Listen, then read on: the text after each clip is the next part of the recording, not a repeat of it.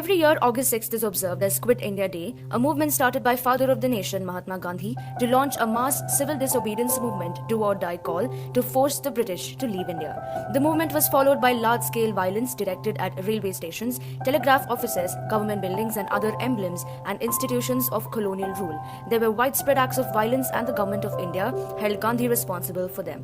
All prominent leaders were arrested and the Congress was banned and the police and army were brought out to suppress the movement. How did the Quit India movement begin?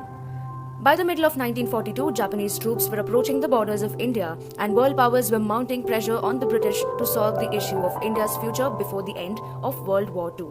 Thus, in March 1942, the British dispatched a committee led by Stafford Cripps, a member of the War Cabinet, to India to discuss the British government's draft declaration. The draft granted India dominion status after the war, but otherwise conceded few changes to the status quo. However, the conditions of self-rule underlined in the draft declaration were unacceptable to the Congress Working Committee as it did not give immediate and total self-rule. Subsequently, Mahatma Gandhi called for the Quit India movement. On August 8, 1942, at the Bombay session of the All India Congress Committee, Mahatma Gandhi introduced the resolution to start a Quit India movement. The historic resolution was passed at the meeting. Subsequently, Gandhi gave a fiery speech at Mumbai's Govalia Tank Maidan, also known as August Kranti Maidan, marking the beginning of the Quit India movement.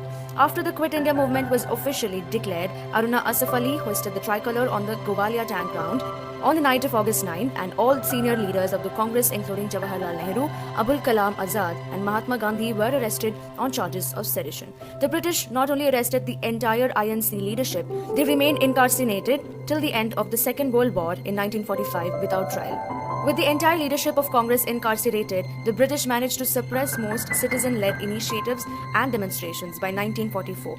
Later, Ram Manohar Lohia had written to the British government stating that it had killed nearly 50,000 Indians during the movement. By the end of World War II, Britain's position in the world had changed dramatically and the demand for independence could no longer be ignored. The Govalia Tank Maidan, today known as the August Kranti Maidan in central Mumbai, played host to one of the most crucial milestones in India's march to freedom. It was here on the 8th of August 1942 that a frustrated All India Congress Committee passed the historic Quit India resolution. But did you know that the Congress was forced to launch this massive act of defiance due to failed negotiations with the British? In the provincial elections of 1937, the Congress had won in 7 of the 11 provinces, indicating the people's support for complete self-rule. Subsequently, Congress politicians demonstrated an ability to govern that augured well for an independent India. Britain and India considered this a step towards an amicable parting of ways. But when the Second World War broke out in 1939, the Viceroy of India, Lord Linlithgow, declared India alongside Britain at war with Hitler's Germany. This declaration was made without consulting elected Indian representatives. Britain, which was making preparations to leave India, now needed India. In its war against Germany and then Japan, the British were desperate to retain access to resources in men and material, as well as the secure bases that India offered. Linlithgow's declaration met with strong opposition and the Congress ministries in the provinces resigned. They informed the Viceroy that they would only support the war effort if Indian independence lay at the end of it. Linlithgow responded with a threat of his own. He said that if the Congress didn't support Britain, Britain would simply turn to and empower the Muslim League. The Congress was left with little choice and it backed off. But in March 1942, faced with an increasingly dissatisfied subcontinent, which was only reluctantly participating in the war, and faced with a deterioration in the war situation in Europe and Southeast Asia, Prime Minister Winston Churchill felt enough pressure to send Stafford Cripps, a member of the War Cabinet, to discuss a change in India's political status. However, upon learning that Cripps was offering only Dominion status instead of full independence, both the Congress and the Muslim League rejected the proposal. With no chance of a dialogue in sight, the Congress launched the Quit India movement. At the same meeting at Govalia Tank in Mumbai, Gandhi announced his mantra of do or die. He said, "Here is a mantra, a short one that I give to you. You may imprint it on your hearts and let every breath of yours give expression to it. The mantra is do or die. We shall either free India or die in the attempt. We shall not live to see the perpetuation of our slavery."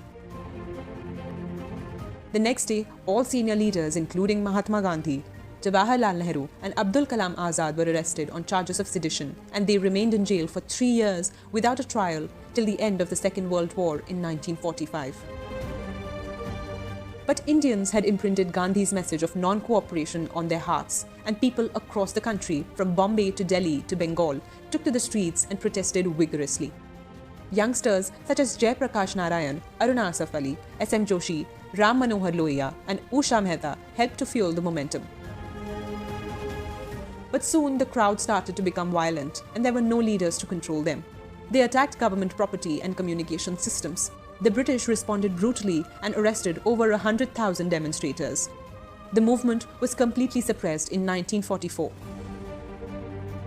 The Quit India movement is often seen as a campaign that failed. It may have failed to achieve independence immediately, but it convinced the British that the demand for independence could no longer be ignored. The movement acted as a final push, and a war-weary Britain had to give in.